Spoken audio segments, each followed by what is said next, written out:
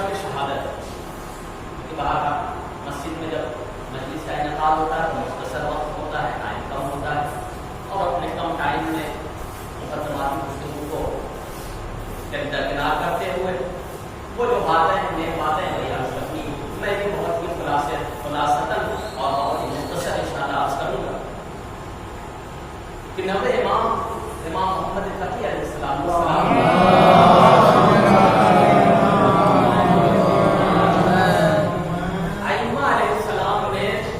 सबसे कम सिनी में, या सबसे ज्यादा ये कहा जाए बेहतर होगा कि सबसे अइम्मा में सबसे कम उम्र जो पाई है इमाम इमाम की कुल जिंदगी 25 साल, मिलादत से लेकर शहादत तक कुल जिंदगी 25 साल की जिंदगी है। 10 रजब मुरज्जब सन 195 में इमाम अलैहिस्सलाम की मिलादत है और 29 ज़िलक़ादा सन 220 में शहादत है, 220 हिजरी है। कुल टोटल इमाम की जिंदगी जो है वो 25 साल है, लेकिन ये जिंदगी इतनी बाबरकत है कि इमाम रज़ा अलैहिस्सलाम फरमाते हैं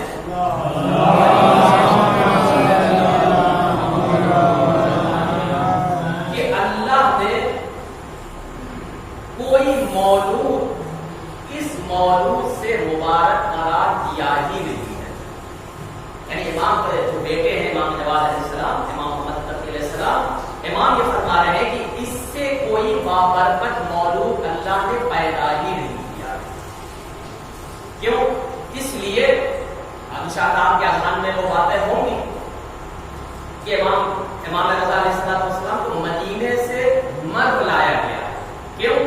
उसको भी मैंने बयान कर दिया, इसलिए कि कहीं ऐसा ना हो कि इमाम अलैहिस्सलाम क़याम करें और हुकूमत को इमाम से खतरा।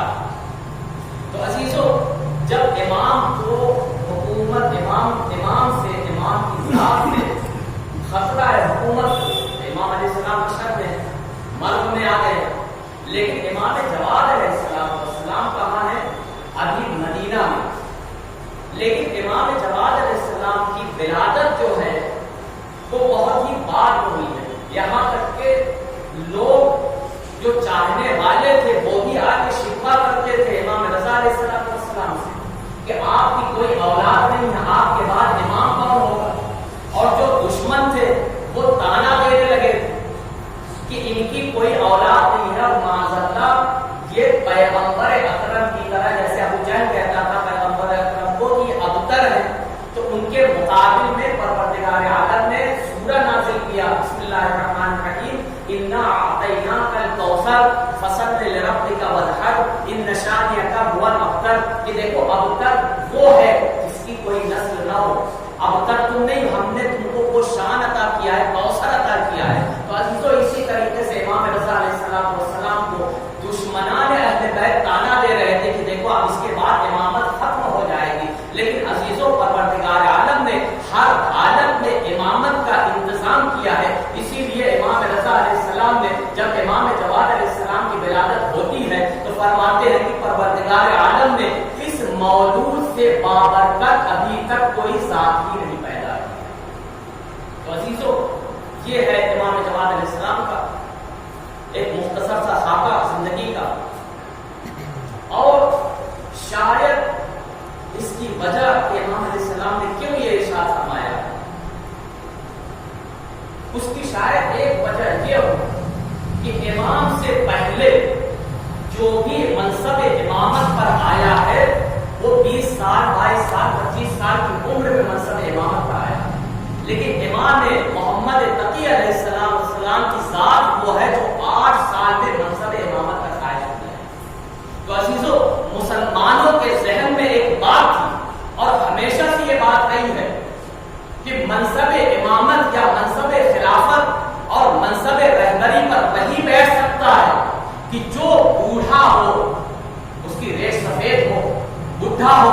इसी वजह से जब खिलाफत पैगंबर अकरम का पैगंबर अकरम के बाद खिलाफत का मामला पेश आया है तो लोगों ने यही दलील दी कि मुसलमानों का पहला खलीफा चूंकि सबसे ज्यादा उम्र है, लिहाजा यही खलीफा हो सकता है, मौलाए कायनात खलीफा नहीं عزیزوں اس کے باپ نے یہ کہا تھا کہ ابھی باپ زندہ ہے، اگر عمر کی شرط ہے تو مجھے خلیفہ ہونا چاہیے.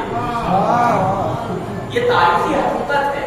تو عزیزوں منصب امامت کے لیے کوئی بھی ضرورت سن نہیں دیکھا جاتا ہے، بلکہ پروردگار عالم یہ کل شیء احصیناہ فی امام مبین، ہم نے ہر شے کو امام مبین میں احصا کر دیا ہے. پروردگار عالم جب کسی کو منصب امامت کا فائز کرتا ہے، جب کسی کو امامت دیتا ہے، رہبری دے دیتا ہے، ولایت دیتا ہے، جب کسی کو خلیفہ بناتا ہے، اپنا خلیفہ حقیقی خلیفہ بناتا ہے، اس کو سب کچھ دے کر بھیجتا ہے. عزیزو اعتراض ہوتا تھا امام رضا علیہ السلام کا. کچھ لوگ آئے اور آنے کے بعد سوال کیا کہ ابن رسول اللہ آپ کے بعد خلیفہ کون ہوگا، امام کون ہوگا، آپ کا جانشین کون ہے؟ تو امام محمد تقی علیہ السلام صرف 3.5 سال کی عمر ہے. امام نے اشارہ کر کے فرمایا کہ یہ میرے بعد میرا جانشین ہے، یہ تمہارا امام ہے. تو عزیزوں لوگوں کے دل میں بے چینی پیدا ہوئی کہ یہ 3.5 سال کا بچہ یہ امامت کیسے سنبھال سکتا ہے، اس کو پروردگار عالم کیسے امام بنا سکتا ہے. لوگوں نے پوچھ لیا کہ ابن رسول اللہ یہ 3.5 سال کا بچہ امام کیسے بن سکتا ہے؟ تو عزیزوں جب حجت خدا دلیل دینے پر آ جائے تو وہ ایسی ویسی دلیل نہیں دیتا، ہمیشہ قرآن سے دلیل دیتا ہے. عزیزوں دلیل سنیے گا. ایک مرتبہ امام رضا نے فرمایا کہ جب جناب عیسیٰ دنیا میں آئے اور جناب مریم ان کو شہر میں لے کر کے آئی ہے، میں پورا واقعہ چھوڑ رہا ہوں آپ کے اذہان عالیہ میں ہوں گے کہ جب ان کو شہر میں لے کے آئی ہے تو لوگ تانا دینے لگے کہ نہ تمہارے باپ میں کوئی خرابی تھی، نہ تمہاری ماں خراب تھی، یہ بچہ کہاں سے لے کر آئی ہو، تمہاری شادی تو ہوئی نہیں ہے. تو عزیزوں وہاں پر پروردگار عالم نے کہا تھا کہ اے مریم تم چپ کا روزہ رکھ لینا، یہ بچہ بولے گا. عزیزوں وہاں پر جب لوگوں نے اعتراض کیا، ایک جملہ کہنا چاہتا ہوں، جب عقل انسانی، جب انسان کی تمام تر طاقت ختم ہو جاتی ہے تو وہاں سے حجت خدا کی دلیل شروع ہوتی ہے. عزیزوں ایک مرتبہ جناب عیسیٰ کہتے ہیں کہ انی عبداللہ آتانی الکتاب وجعلنی نبیا، میں اللہ کا بھیجا ہوا بندہ ہوں، مجھے کتاب دی گئی ہے، مجھے نبی بنا کر بھیجا گیا ہے. عزیزوں جملہ عرض کرتا ہوں، میرا جملہ نہیں ہے، امام کا جملہ ہے. حجت خدا دلیل دے رہے ہیں، قرآن سے دلیل دے رہے ہیں. ایک مرتبہ مولا کہتے ہیں جب 3 دن کا بچہ منصب نبوت پر فائز ہو سکتا ہے تو کیا 3.5 سال کا بچہ منصب امامت پر فائز نہیں ہو سکتا؟ عزیزو امام نے قرآن سے دلیل دی ہے کہ کیا 3 دن کا بچہ جب نبی ہو سکتا ہے تو کیا 3.5 سال کا بچہ امام نہیں ہو سکتا ہے؟ عزیزو پروردگار عالم نے جس کو نبی بنا کر، جسے ہادی بنا کر، جسے رہبر بنا کر بھیجتا ہے، جسے بھیجا ہے اور بھیجتا ہے، اسے علم سے بھی آراستہ کرتا ہے. اسے کسی کے سامنے سالو ادب طے کرنے کی ضرورت نہیں ہوتی ہے. بس ایک اور واقعہ آپ کے سامنے عرض کر دوں کہ محمد ابن صالح امی، یہ قم کے رہنے والے، ایران کے رہنے والے، جو ایشیا میں حیدر کرار میں سے جب حج پر جاتے ہیں تو اس زمانے کا شیوا یہ ہوتا تھا، دستور یہ ہوتا تھا کہ اگر امام حج پر آئے ہیں تو امام سے جو شیعہ ہوتے تھے حج کرنے کے بعد امام سے اسی مکے میں ملاقات کرتے تھے. کوئی مینا میں، کوئی مزدلفہ میں، کوئی مکے میں، کوئی کہیں پر باہر امام سے ملاقات نہیں ہو جاتی. اور اگر امام تشریف نہیں لائے تو وہ مدینے زیارت کے لیے جاتے تھے، امام حجت خدا کی زیارت کرنے جاتے تھے. یہ جو ہم آج زیارات کے لیے جاتے ہیں تو یہ شیوا ہمیشہ سے رہا ہے. امام کی زندگی میں بھی یہ شیعیان حضرت کرار یہی کیا کرتے تھے کہ امام سے ملاقات ضرور کرتے تھے. محمد ابن یحییٰ، محمد بن صالح امی جو ہیں، وہ جب دیکھتے ہیں کہ امام علیہ السلام اس سال کسی وجہ سے حج پر تشریف نہیں لائے تو حج کرنے کے بعد وہ مدینہ جاتے ہیں اور مدینے میں یہ سوچتے جاتے ہیں کہ امام سے ملاقات ہوگی اور میں امام سے کچھ درخواست کروں گا. اور درخواست بحث یہ ہے کہ امام اپنے دل میں یہ سوچ رہے ہیں کہ میں اپنے امام سے اپنے لیے قبر کے لیے کچھ نہ کچھ مانگوں گا، تحفہ مانگوں گا. یہ رسول اللہ اپنا کوئی پیراہن، اپنا کوئی رومال مجھے دے دے تاکہ میں اگر دنیا سے چلا جاؤں تو میری قبر میں اس کو رکھ دیا جائے. عزیز یہ سوچتے جاتے ہیں. امام علیہ السلام سے ملاقات ہوتی ہے، جاتے ہیں، دیکھتے ہیں کہ دربار سجا ہوا ہے، پوچھنے والے سوال کرنے والوں کی بھیڑ لگی ہوئی ہے. کوئی سوال پوچھ رہا ہے، کوئی فقہی مسائل پوچھ رہا ہے، کوئی اعتقادی مسائل پوچھ رہا ہے، کچھ عقیدے کے بارے میں سوالات ہو رہے ہیں، کوئی جو ہے وہ علمی مسائل پوچھے جا رہے ہیں. امام کے ارد گرد ایک جمع غفیر. اب یہاں پر یہ محمد بن صالح امی کہتے ہیں تو مجھے شرم آئی کہ ایسے مجمع میں جہاں علمی ماحول ہے، جہاں ہر کوئی عقیدے کے بارے میں، احکام کے بارے میں علمی سوالات کر رہے ہیں، وہاں پر میں امام سے کچھ مانگوں. عزیزو یہ غیر ملاقات ہوئی، امام سے احوال پرسی بھی ہوئی اور اس کے بعد یہ اپنی درخواست پیش نہ کر سکے اور چلے آئے. راستے میں بڑا افسوس تھا کہ گیا بھی اور امام سے مانگا بھی نہیں. اگر میں مانگتا تو امام عطا کر دیتے، لیکن مجھے شرم محسوس ہوئی کہ میں اتنے مجمع میں ایسی درخواست کروں کہ امام کو اپنا پیراہن دے دیجیے کیا میں قبر کر دوں. عزیزو یہ سوچتے جاتے ہیں. بھارت اس زمانے کا سفر کوئی 2 گھنٹے 4 گھنٹے کا تو ہوتا نہیں تھا، کئی دن ہفتے مہینے لگ جاتے تھے. عزیزو ابھی یہ تم میں وارد نہیں ہوئے ہیں کہ ایک آدمی جہاں پر کاروان آ کے ٹھہرتا تھا وہاں پر کاروان ٹھہرا ہوا ہے اور ایک آدمی آواز لگا رہا ہے کہ محمد بن صالح امی کون ہے. ایک مرتبہ جب انہوں نے اپنا نام سنا، کہا میں ہوں. کیا ہے؟ تو کہا میں بھی مدینہ گیا ہوا تھا اور ہمارے امام نے تمہارے لیے ایک تحفہ بھیجا ہے، ایک سنگوچہ بھیجا ہے. عزیزو جب اس نے سنگوچے کو کھولا ہے تو اس میں کیا دیکھا کہ امام کا پیراہن موجود ہے. عزیزو امام سے زبان سے کہنے کی ضرورت نہیں ہے، بس دل کا اگر کنیکشن ہو جائے تو امام خود ہی سب کچھ سمجھ جاتا ہے.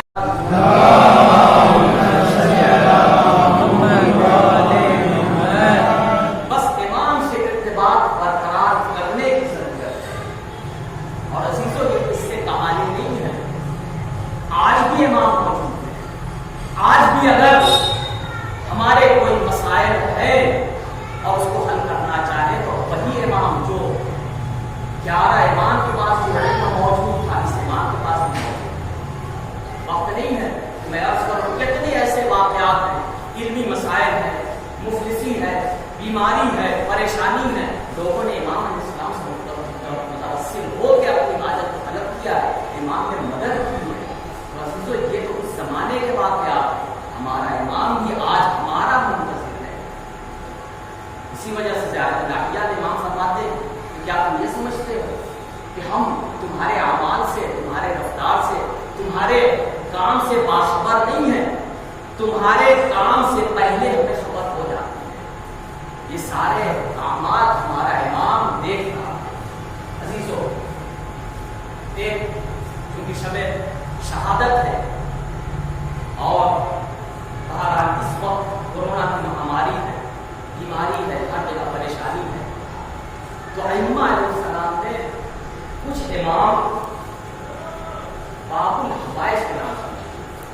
جن میں سے ایک امام حسین قاسم علیہ السلام اور دوسرے ان کے پوتے امام محمد تقی، جن کو باب الحوائج کہا جاتا ہے. یعنی ان کے در پر جو جاتا ہے خالی ہاتھ لوٹتا نہیں. دنیاوی حاجات کے لیے، بیماری کے لیے، پریشانی کے لیے امام جواد علیہ السلام سے اگر کوئی متوسل ہوتا ہے عزیزو خالی ہاتھ نہیں کرتا ہے. انہیں امام سے بہار الانوار میں کی یہ نماز نقل ہوئی ہے کہ امام علیہ السلام نے ایک نماز تعلیم فرمائی. اس کے لیے بیماری سے شفا کے لیے، رزق میں برکت کے لیے، نہ جانے ایسی پریشانیاں جو ہم جانتے بھی نہیں کہ یہ پریشانی کہاں سے آئی ہے، اس پریشانی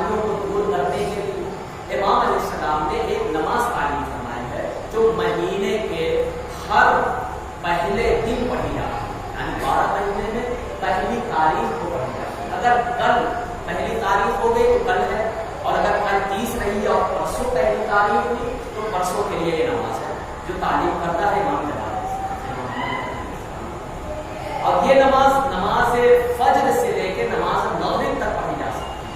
नमाज कोई बहुत बुलारी नहीं, 2 रकात नमाज है।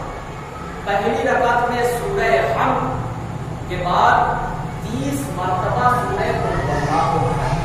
गर्चे रिवायत ये मौजूद है कि जितने दिन हैं, अगर 29 दिन का ये महीना है तो 29 मरतबा, अगर 30 दिन का महीना है तो 30 मरतबा। तो इमाम को अपने इल्म से जानते हैं कि ये महीना 30 दिन का रहेगा या 29 दिन का, लेकिन हमें तो मालूम नहीं है। लिहाजा उलमा ने ये बयान किया है कि 30 दिन 30 ही मरतबा पढ़ी जाए, ताकि अगर 29 दिन का हुआ तब भी 29 है और 30 का हुआ 29 का होगा। तो ये नमाज सिर्फ 2 रकात नमाज है। नमाज सुन्नत की नीयत से इस नमाज को पढ़ा जाए, नमाज हाजत की नीयत से, और सुन्नत सूरह हमद और 30 मरतबा सूरह कुल अल्लाहु अहद। और दूसरी रकात में सूरह हमद और 30 मरतबा सूरह इन्ना अंज़लनाहु फी लैलतिल क़द्र। बहुत आसान नमाज है, हर आदमी पढ़ सकता है। और उसके बाद इमाम ने फरमाया है कि नमाज पढ़ने के बाद हस्बे इस्तिताअत, ये नहीं कहा है कि इतना ही नहीं, हस्बे जितना हो सकता है सदका देने। तो ये नमाज पढ़ने के बाद और ये सदका देने के बाद इंसान 1 महीने के लिए समझिए कि बीमा हो जाता है, 1 महीने के लिए आफात और बनियात से महफूज हो जाता है। ये इमाम की तारीफ करता है। और बहुत ही जो लोग जो भी मोमिनीन हैं और आमतौर से ईरान में भी ये नमाजें पढ़ी जाती हैं, तो इंशाअल्लाह हम और आप भी इमाम से मुतवस्सिल होते हुए और कल शहादत का भी देंगे, तो इस नमाज को जरूर पढ़ें। इंशाअल्लाह हमारे घर में भी खैर बरकत होगी, काम में भी खैर बरकत होगी, आफात और बनियात से। ये तोहफा आपको पेश किया जाए आज की मुनासिबत से, क्योंकि इमाम जवाद अलैहिस्सलाम अजीज और ये नवे इमाम मोहम्मद तकी अलैहिस्सलाम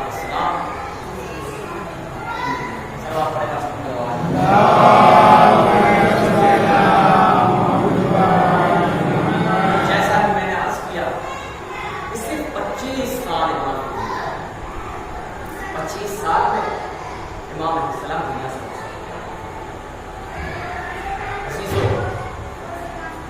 मामून अब्बासी ने जब देखा कि इमाम रज़ा अलैहिस्सलाम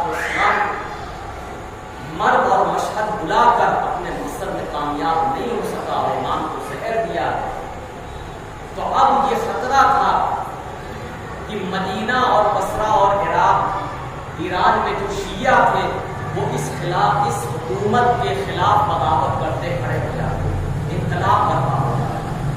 जो अलवी थे यानी जो शिया थे उनसे इसको खतरा था, तो उसने इस खतरे से बचने के लिए अपनी बेटी का अक़्द इमाम इस्लाम से, इमाम मोहम्मद तकी अलैहिस्सलाम से, और यही मामून की बेटी है उम्मे फज़्ल, जिसने इमाम इस्लाम को ज़हर दिया। हमारे इमाम में इमाम की बीवियों में 2 बीवियां ऐसी हैं जिन्होंने अपने शौहर को ज़हर दिया।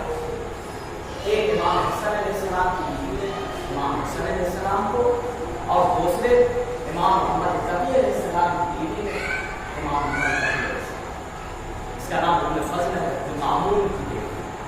अजीजों, इमाम अलैहिस्सलाम बगदाद में और बहरहाल इमाम अली नकी अलैहिस्सलाम मदीने में,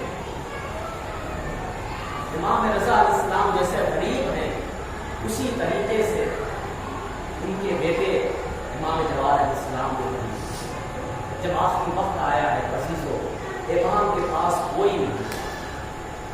हर बाप की ये ख्वाहिश होती है, हर इंसान की ये ख्वाहिश होती है कि जब उसका आखिरी वक्त आए उसके चाहने वाले उसके गिर्द हों, लेकिन अज़ीज़ों जब ज़हर दिया गया है तो अज़ीज़ों इमाम तड़प रहे हैं, इमाम अपने हुजरे में तड़प रहे हैं, लेकिन ये मलूना है जो कनीज़ों को बुलाती है और बुलाने के बाद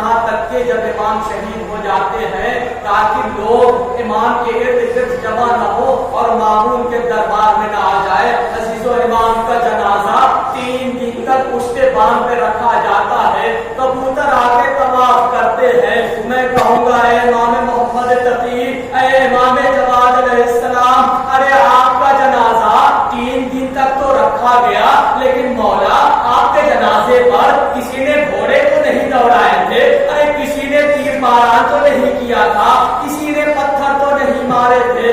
اجرکم اللہ، ہاں آزادارو، امام کا جنازہ جب 3 دن ہو گئے تو بغداد کے شیعہ جمع ہوتے ہیں اور امام کا جنازہ بڑی شان و شوکت کے ساتھ امام پر پھول برساتے ہیں اور کاظمین میں لے جا کے دفن کرتے ہیں۔